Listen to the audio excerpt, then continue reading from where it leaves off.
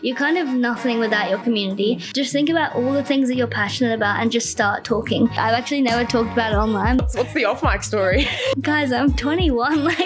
You are famously one of the great bakers of our time, our generation, our country. That was really awkward of me. It's just Taking kind of shots. like, yeah. If you haven't tried it, like get that bag. Aggressive love. Aggressive love. I don't hate aggressive love. Let's You're go! listening to In the Dome with Soph and Belle, two podcast fans turned founders building the home for podcast communities. We're taking your favourite hosts out of the studio to unpack why they got started, the fandom, the stories, and the connections that make podcasts so powerful. So powerful that we decided to build a company around it. Let's get into it. Before we get started, we wanted to say a huge thank you to all the Domies for getting behind our pod. Really appreciate all the love. If you are a podcast fanatic like us, be sure to jump on our waitlist at homeofdome.com. We've got big things coming and you don't want to miss it. Today, we are in the Dome with Ebony May. Welcome, Ebony. Thank you. It's so good to be here. We are so excited to have you here, Ebony. Ebony, for those of you who aren't aware, is a brilliant content creator. She's a business owner and, of course, the co-host of Are You Okay Pod alongside May. Belle, what are we going to be hearing about today with Ebony? We cover Ebony's amazing content creation journey and all the many hats that she wears. We go behind the scenes of the Are You Okay podcast, co-hosted with May, and plenty of lessons on community building as well and what it takes to build that connection with your audience. We are thinking of you, May. We wish you were here, but of course, She's studying abroad in the Philippines at the moment, so she's literally out of the country. we are here in arm's length, a beautiful cocktail bar in Sydney's Potts Point.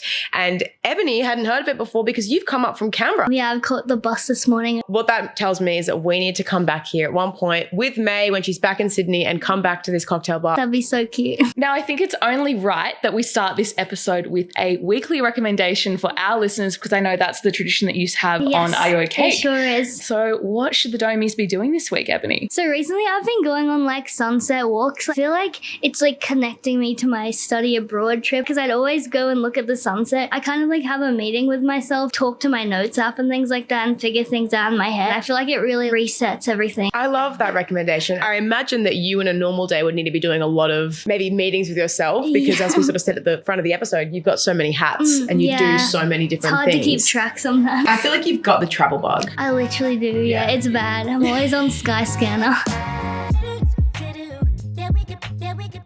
Tell us a little bit about Are You Okay and how's it going? Because it's only been a couple of months now. You guys have really found your footing. So we just started Are You Okay about 2 months ago. It's been a long time coming though. We've just been a little bit nervous to start it because we don't really know what we're doing in this space. It's a learning journey for us. We wanted to create a podcast where we can talk on things like mental health, also our passions, entrepreneurship, and just create a safe space for listeners the same age group as us. It's going really well and we're really, really enjoying it. Every single episode we learn something new. That very first time you and May sat down in front of the mics, that must have been a really special moment. Like, take us back there. Tell us about that. It was really cool because we're like, oh my gosh, we're actually doing this. We did a few trial episodes first. I'd love to hear a little bit more about your listeners. Are they bakers like you or business owners? Like, who's tuning in each week? There's people from all around the world, which we're so grateful for. Our listeners are mostly uni students, actually, and also like high school students. We get to be like this kind of role model in the community for them, almost their big sister. Oh, you're a big sister, is May a big sister? Yeah, we're both. Okay, so you've got all the experience. Belle's can speak to it very well. Eldest daughter is a whole other thing. Yeah, we just did a whole episode on that. We actually just recorded it yesterday. Oh, no way. It's going to be really good. You have so many young women, potentially high school women, like you say, looking up to you, engaging with your TikTok, with the podcast, because you already have such a large following in your own social media account. Was there any particular moment or message that you've received that really resonated with you? Someone did comment recently on my TikTok and was like, I listened to your podcast today and it's like my comfort podcast. And that made me so happy because that's the exact kind of space that we're trying to emulate.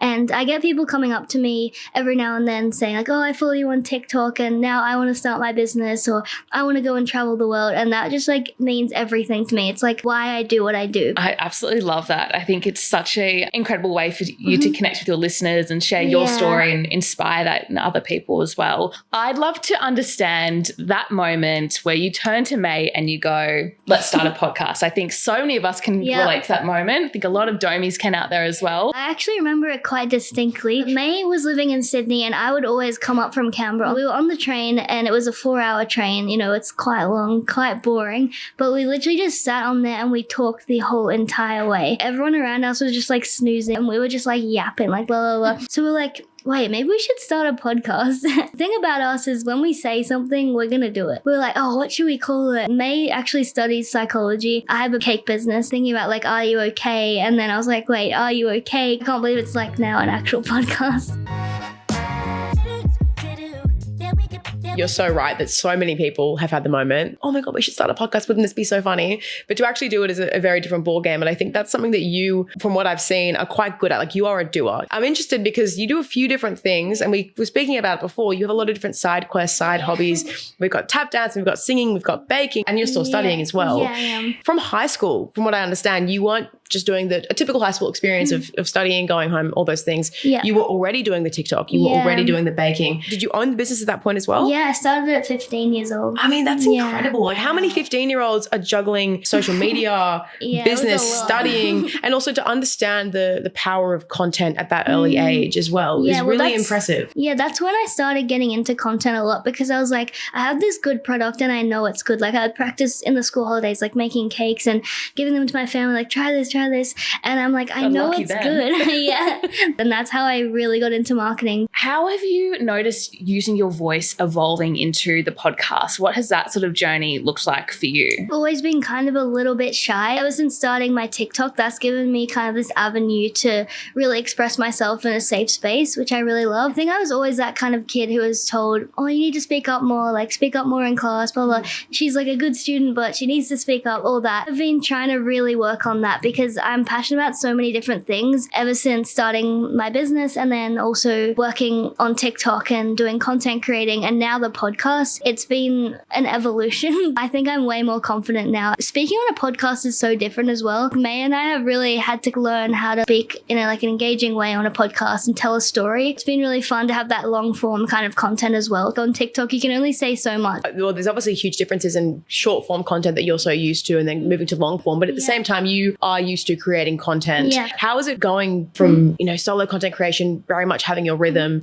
to then being part of a voice with someone else? May is amazing. She's so confident and she's really well spoken. She has a bit of experience in networking and public speaking and things like that. We also did a lot of that at school. We went to a Steiner school. I think we gained a lot of confidence to be able to talk about the things that we love. May and I are always on the same page. So to be able to collaborate has been really fun. I really love how we've spoken a lot about confidence and I think there's so many takeaways and lessons there. Have you got any advice for the listeners out there? Having a passion is really, really important because then you can easily talk about that so confidently. Say if you're getting into content and you're trying to find your niche, what you want to talk about, just think about all the things that you're passionate about and just start talking. Your passion will shine through with what you're saying. You can instantly tell when someone's passionate about what they're talking about. Absolutely. It really shows through to content and podcasting as well. And social media is such a powerful tool that everyone can really have that platform and find their voice through that medium. Yeah.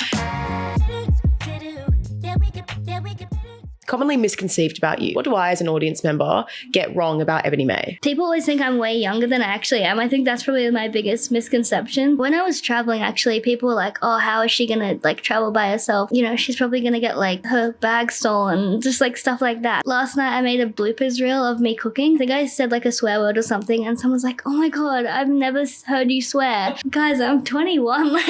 Yeah. It's just kind shots. of yeah.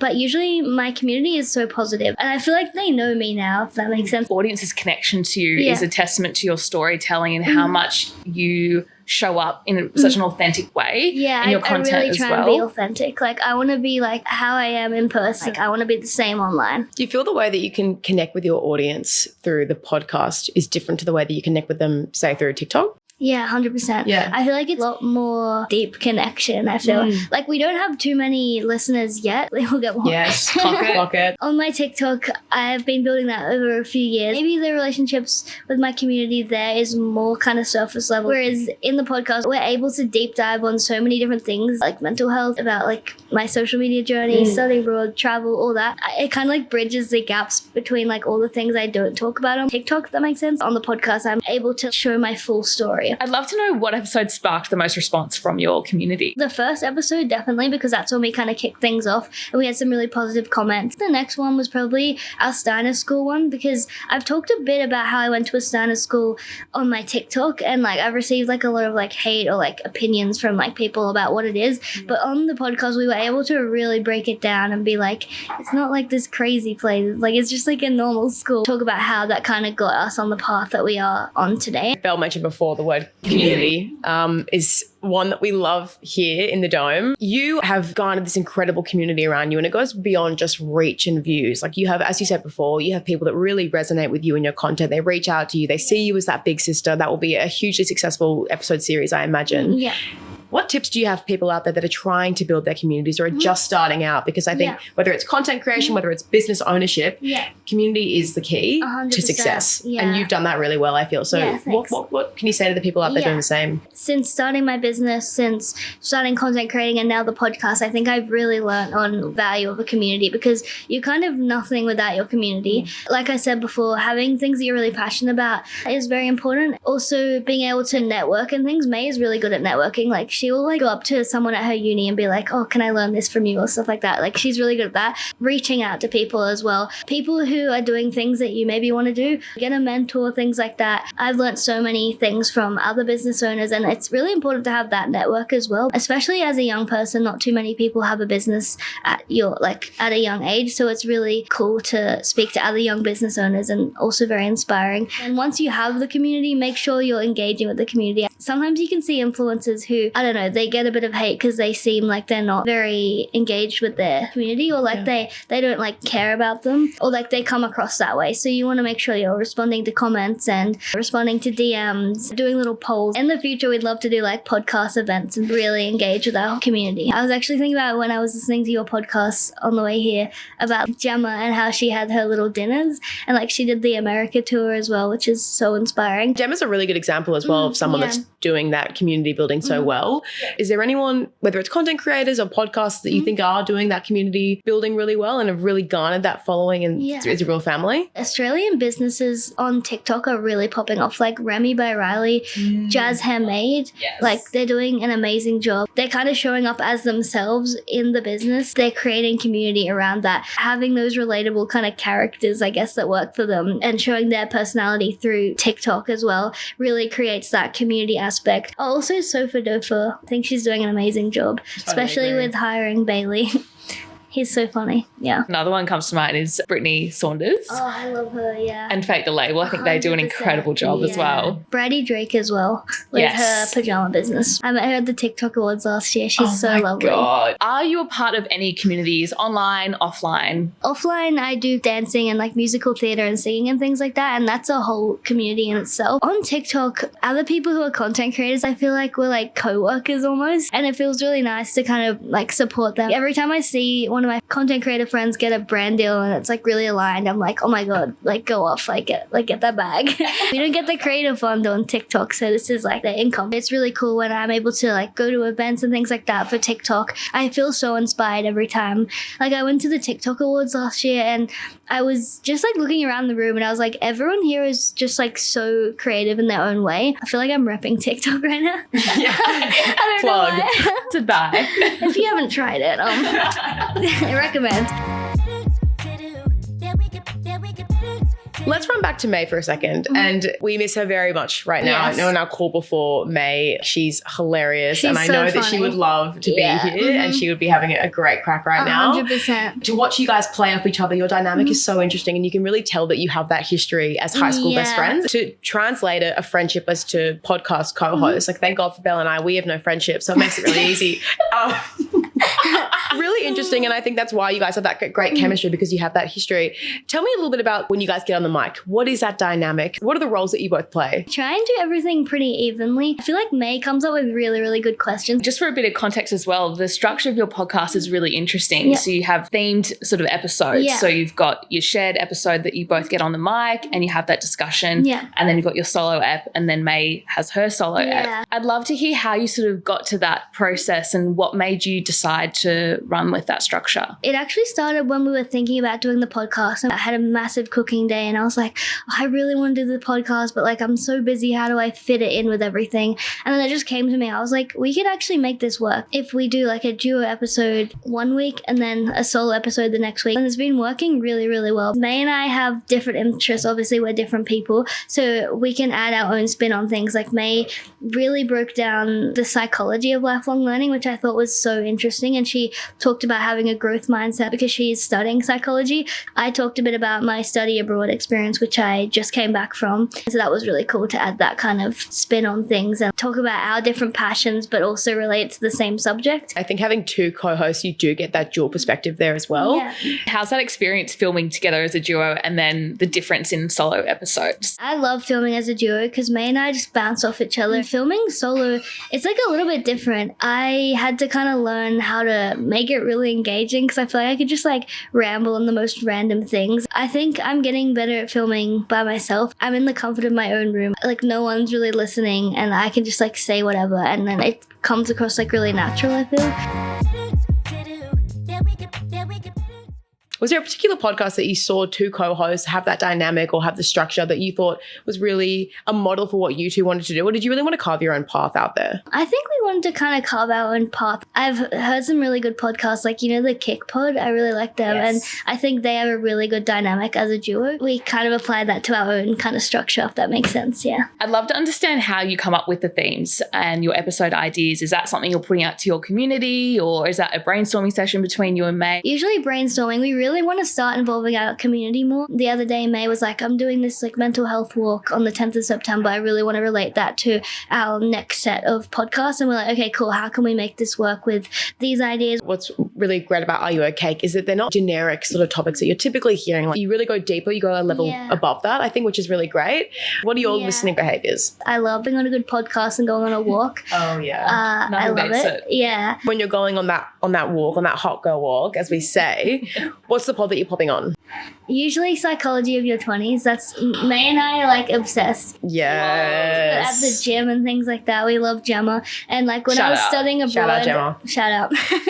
When I was studying abroad, it was a little bit lonely because I was kind of living by myself and everyone's kind of doing their own thing and whatever. Yeah. So I would just like pop on Psychology of Your 20s. Like anything you've ever gone through, you just like can be like scroll and be like, oh, I want to listen to this. I really relate to that. I also like Do You Fcking Mind? That's like one of my favorites. Alexis, you are preaching to the choir, Ebony. Like, this is our playlist. My recently played. Yeah. Like, it's the rotation. I love her so much because she just like gets me into like a real go kind of mindset. You know what I mean? Every time I listen, I'm like so motivated. I'm like, I'm going to change my whole life. I really like the way she has speaks. That effect. What is it, like aggressive love or something? What do they call it? Tough love. Tough love, yeah. Yes. Aggressive love. Aggressive love. I don't hate aggressive love. I don't hate it.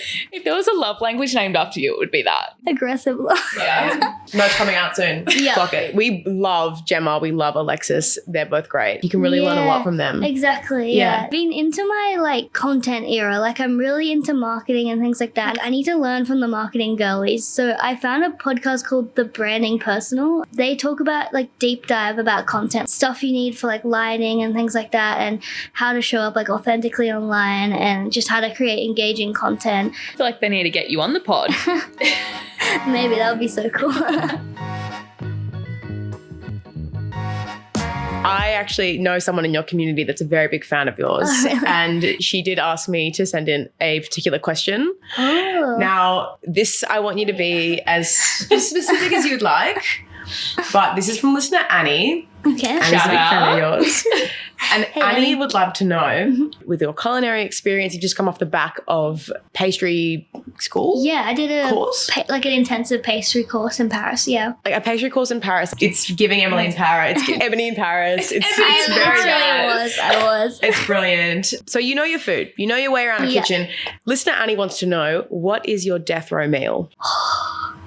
Oh my God, wait, that's like, Take your time. is really it like, sit does it with have to be like savory or like, can be whatever you what's want. the vibe? Hey, It's your last meal. There's this burger place in Canberra, if you're ever in Canberra. It's called Broad Burger, and my brothers and I are obsessed with it. When I was in Europe, I was thinking about it. Oh my Which gosh, is I so love silly. that. Are we talking like a fried chicken, like a grilled moment? It's like a grilled chicken with like avocado, and they put like brie cheese on it. Yeah. Oh, say less. And you know when like a place has like really good chips? That place has really good chips. Yeah. On the sweet side of things, an apple crumble. Are we doing like a vanilla bean ice cream moment, custard? That's important. Yeah. Vanilla bean ice Yeah, cream, beautiful. 100%. But I don't think I've ever been asked that question, so that was cool. Listener Annie was sitting here right now. It's her favourite question to ask. thanks, and Annie. she would probably make you go through breakfast, lunch and dinner. That is brilliant. Oh, She'll yeah. be very excited. So thank you for your Yay. question, Annie. Apple crumble Thank for you. dessert tonight. Oh yeah. Oh, and Ebony, I would love to have an apple crumble, but unfortunately there is a little bit of conflict, you and I sitting so close, because you are famously one of the great bakers of our time, our generation, our country. And I am famously a celiac. Oh no. I know. I thought you were going to say famously not a baker, not a cook, have no culinary experience. Oh, Yeah, I didn't know where I was going. Yeah, no, That's no. probably where it should have head. no pastry courses for me in Paris yet. Clock it. That's right. I make pretty good gluten-free cupcakes, so. My follow-up was going to be, when are we going to be seeing a gluten-free series? Just Yeah. shouting out all the gluten-free domies. Because once you give me the recipe, I'll be able to, get Belle to cook it for me, and it'll all be great. If we were to take all your listeners, your whole community in a room, what is that dream meetup with them? What are we doing? What are we baking? What are we yapping about? Walk us through it. Firstly, it would be like cooking, coffee. Maybe we'd make like cinnamon scrolls or like cake or something like that. And then we would all like chat, and then we'd go do karaoke, and then we'd go somewhere and just like dance all night. Okay, that is perfect. And what is your Yeah. karaoke number? Important. Oh my god, I have too many. Anything from Greece, like Summer Nights. Were Just we forget the wedding with name. May? Like, is that your partner? Yes, who's your wedding? 100%. Not that I'm like asking, like, Yeah. I'm just curious. Like, if you Yeah. want like a duet partner. Yeah. I'm like around. That's like a whatever. no. And like we have mics, just something. Anyways, we can chat about that off Summer mic. loving. Anything from Wicked as well. Oh my god. Oh my god. I'm a huge musical theatre nerd. We've been sitting here for too long without that context sort of Yeah. front and foremost, which is like really upsetting I'm for a me. huge musical theatre fan. Completely agree. Wicked changed my life. Do you know what Wicked is? But I went to see Wicked on the West End when I was in London, and I got to go behind and meet the cast. I was actually freaking out. It was like my second week in London. I was like, I want to live here. You're like, I'm happy. I found my Like, I'm place. I so- found my like, people. this is the right decision, yeah. What has been your biggest baking disaster? I actually have stopped making wedding cakes because of this story, and this is a bit like, I've actually never talked about it online, but exclusive. one time I had to make a gluten-free, Oh, it's always a celiac. dairy-free Oh, wedding okay. cake. And so I don't know why I agreed to do this. I do make vegan cakes, and then I just sub the flour like with gluten-free flour, and I was Yeah. like, I did a test, it was fine. Went to the venue, like I had it all, it was good. And the thing with vegan icing is that it doesn't set properly. It's very soft, so you got to be really, really careful. Stack the cake. I always stack it before I deliver it to a venue. When I got there, it had cracked, and the cake was just sinking, like it was just sliding. Oh, it actually hurts to talk about, but Oh yeah, you poor thing. God. I was like freaking out, running on adrenaline. I like ran in, spoke to the chef of the venue. I was like, oh my god, my cake's like blah, blah, blah. And then he like let me use the kitchen, but he was actually really mean, and he was like treating me like his staff. Since that day, I was like, okay, I'm never doing wedding cakes ever again. So He should be so lucky for you to be in his kitchen. Mm-hmm. thank you. No, Like- it was actually awful. I mean, the sound of a gluten-free wedding cake, though. What are you saying? Hang on a minute. Did we send a proposal? It's coming. It's happening, guys. So, Ebony, thank you so much for coming in the dome with us today. We were Thanks so for excited to having have me. It you. was so nice to be here. Was Oh my such gosh. a treat. No pun intended. Absolutely. Where can all the domies find you, find May, find Are You a Cake? So you can find our podcast on Instagram. We have a little community on there. It's at areyouokcake.pod. Personal Instagram is Ebony May _G, and I post little behind the scenes on everything that I do on there. My TikTok is Ebony May Bakes with a double S. You can find May's Instagram. She has a bit of music stuff on on there at maymays.corner. Fuck it. Done. And for us, no cake, but a lot of fun. Please follow us at Home of Dome on Instagram, on TikTok. Please like, comment, subscribe, review this podcast. We want to hear your thoughts. And most importantly, jump on homeofdome.com and join our waitlist. We've got a lot of exciting things coming up and you definitely don't want to miss it. We're Sophie and Belle. And I'm Ebony. And we'll see you next time in the Dome. I love that. Oh my God, that's so funny. This podcast was recorded on Gadigal land. We would like to acknowledge and pay respect to the traditional owners of this land and the oldest storytellers in the world. Always was, always will be Aboriginal land.